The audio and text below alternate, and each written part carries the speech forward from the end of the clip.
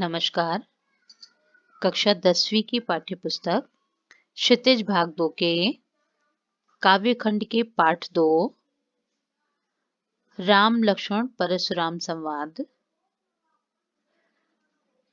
जो कि तुलसीदास जी द्वारा रचित रामचरितमानस के बाल कांड से ली गई है।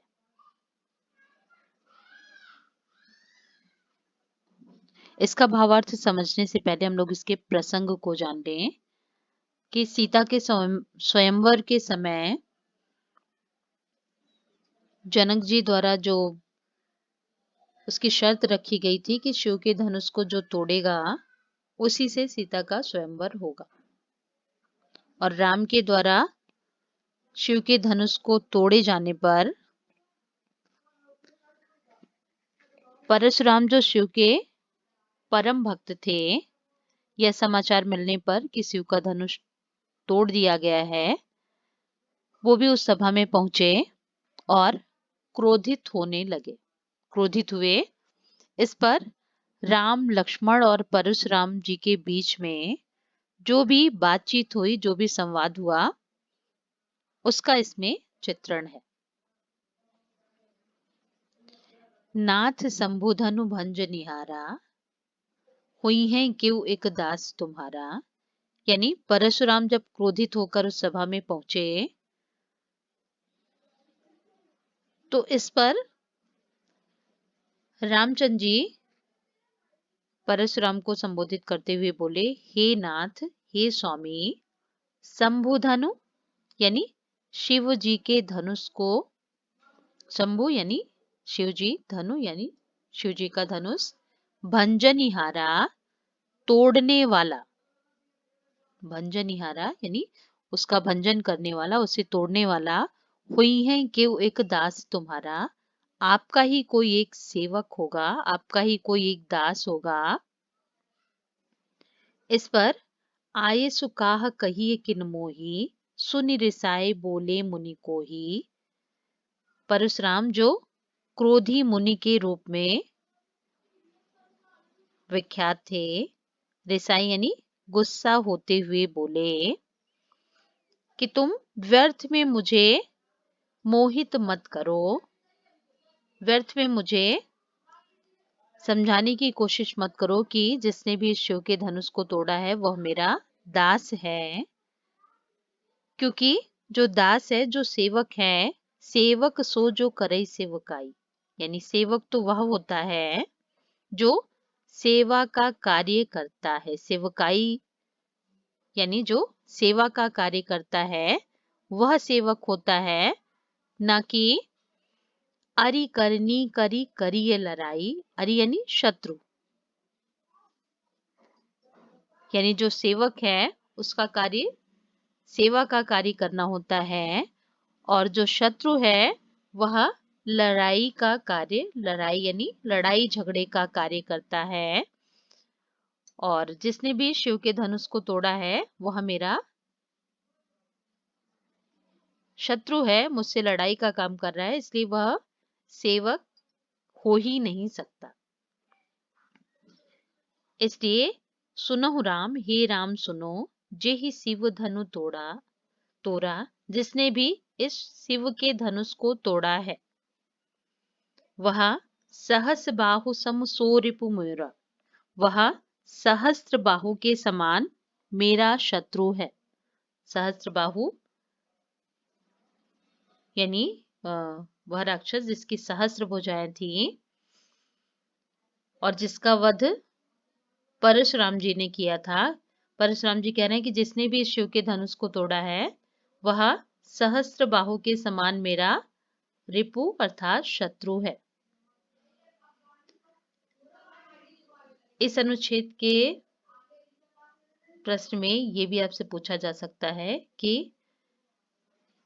इस अनुच्छेद में आए हुए शत्रु के पर्यायवाची शब्द को ढूंढिए। तो यहाँ रिपु और अरि ये दोनों शत्रु के पर्यायवाची शब्द हैं। अरि का अर्थ है शत्रु और रिपु का अर्थ भी है शत्रु यानी दुश्मन, यानी वह सहस्त्र बाहु के समान मेरा शत्रु है।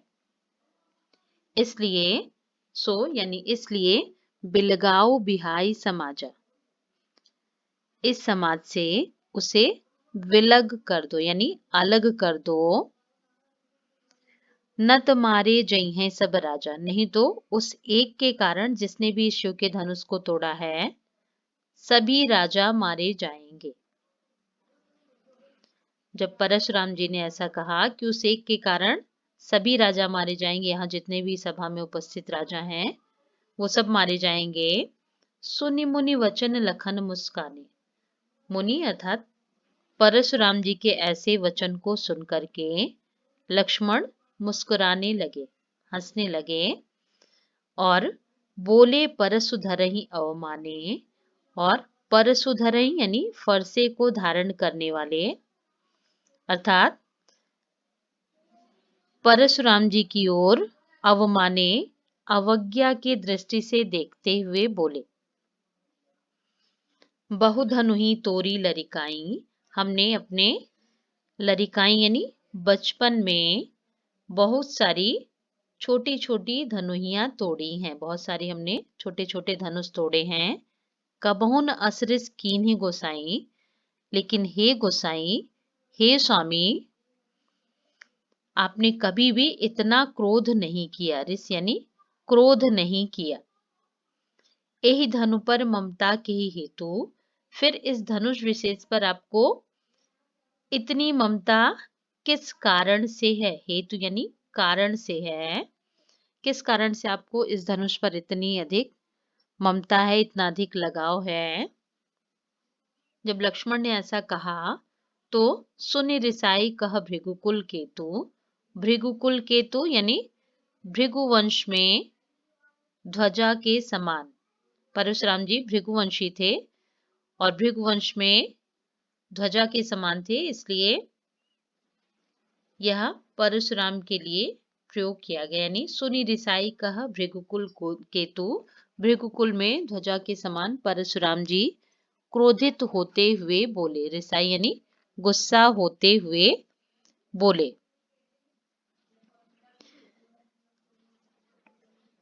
क्रोधित होते हुए परशुराम जी ने कहा, रे नृप बालक काल बस, बोलत तो ही न संहार, धनु ही सम त्रिपुरारी धनु, विदित सकल संसार। यानी हे नृप बालक, हे राजा के पुत्र, काल बस, लग रहा है कि तुम काल के वश में हो रहे, यानी तुम्हारी मृत्यु होने वाली है, इसीलिए तुम संभल कर नहीं बोल रहे हो। बोलत तो ही न संहार, तुम संभल कर नहीं बोल रहे हो। धनु ही सम त्रिपुरारी धनु, त्रिपुरारी धनु यानी त्रिपुर नामक राक्षस के शत्रु, अरि यानी शत्रु, त्रिपुर धन अरि यानी त्रिपुर नामक राक्षस के शत्रु, अर्थात शिव के धनुष को की तुलना तुम धनुही से कर रहे हो, छोटी छोटी धनुहियों से कर रहे हो।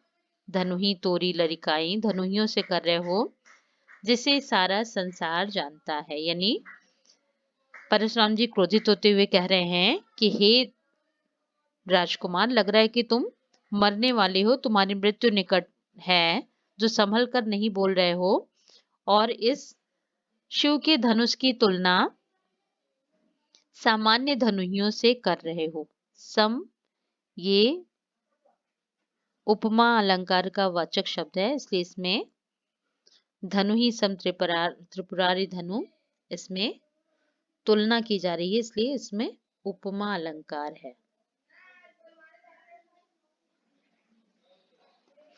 और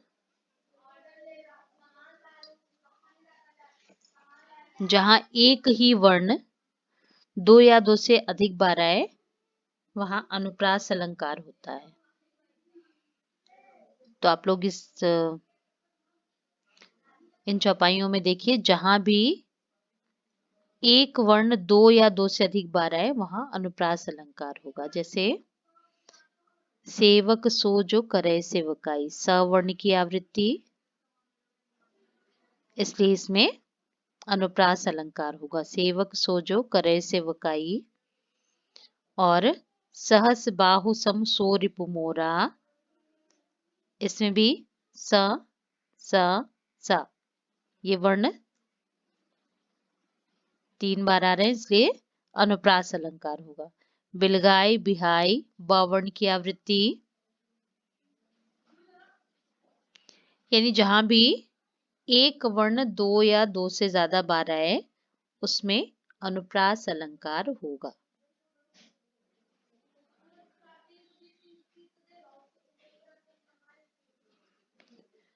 लखन कहा हंसी हमरे जाना, जब परशुराम जी ने कहा कि लगता है कि तुम्हारी मृत्यु निकट है जो तुम संभल कर नहीं बोल रहे हो, और शिव के धनुष को एक सामान्य धनुष बता रहे हो। इस पर लक्ष्मण ने उत्तर दिया, लखन कहाँ हंसी हमरे जाना। लक्ष्मण ने हंसते हुए कहा कि हमारी समझ में, हमरे जाना यानी हमारी समझ में, सुनहु देव सब धनुष समाना, हे देव सुनिए सभी धनुष एक समान है। काछति लाभु जून धनु तोरे, फिर इस जून यानी जीर्ण, इस पुराने धनुष के टूटने से क्या क्षति यानी नुकसान, और लाभ फायदा। क्षति ये तद्भव शब्द है, इसका तत्सम होगा क्षति। क्षति यानी नुकसान, क्षत्रिय वाला छ। का क्षति लाभ जून धनु तोरे, और जून का तत्सम होगा जीर्ण, जीर्ण यानी पुराना। देखा राम नयन के भोरे, इस तरह से लक्ष्मण ने बहुत ही भोलेपन से राम की ओर देखा और बोले, छुअत टूट रघुपति ही न दोषु, ये छूते ही टूट गया क्योंकि इतना पुराना था, ये राम के छूते ही टूट गया तो इसमें उनका कोई दोष नहीं है। मुनि बिन काज करिए कतरोषु, हे मुनि जो कार्य बिना किए ही हो गया उसके लिए आप इतना रोष क्यों कर रहे हैं, इतने अधिक क्रोधित क्यों हो रहे हैं। बोले चितई परसु की ओरा, रे सठ सुन्यो सुभाव न मोरा।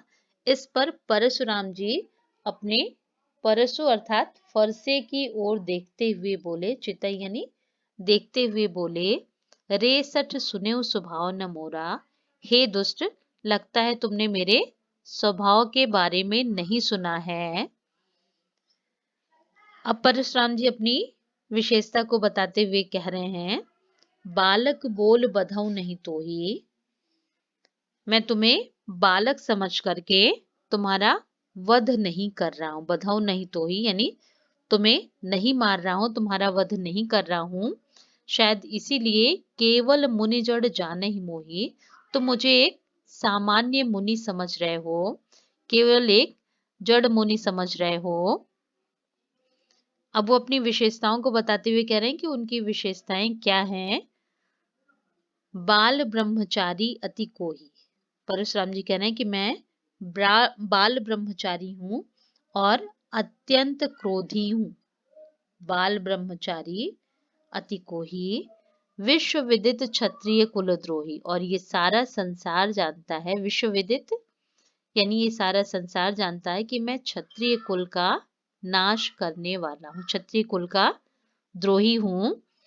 भुजबल भूमि भूप बिन कीन्ही, मैंने अपनी भुजाओं के बल से इस भूमि को, इस पृथ्वी को, भूप यानी राजा, मैंने अपनी भुजाओं के बल से इस पृथ्वी को राजाओं से रहित कर दिया है, यानी राजाओं के बिना कर दिया है। और विपुल बार महिदेवन दीनी, और विपुल यानी कई बार इस पृथ्वी को महिदेवन दीनी देवताओं को अर्पित किया है।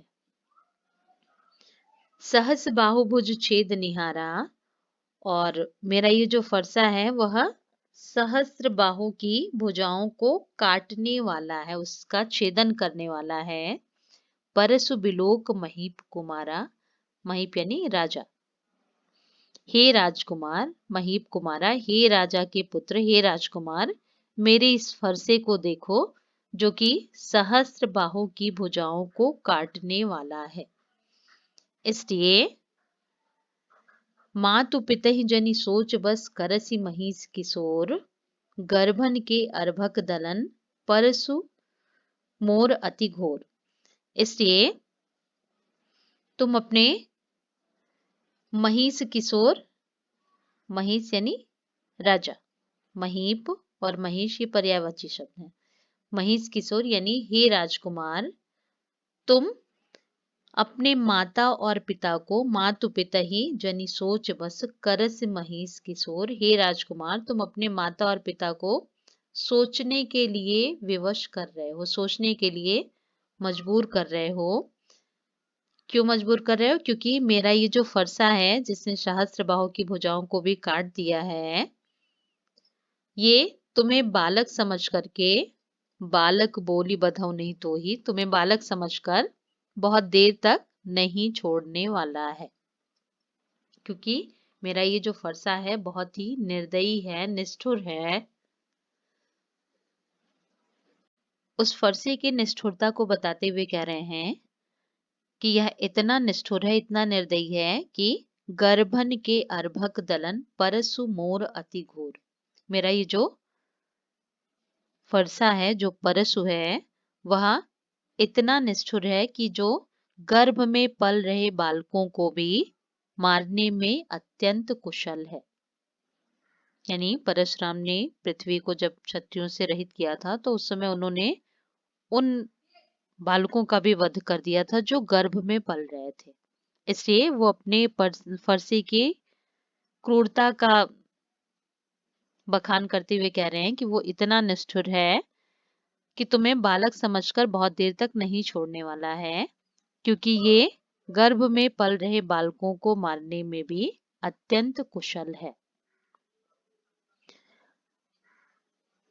अब इसके आगे के दोहे को हम लोग अगली वीडियो में पढ़ेंगे।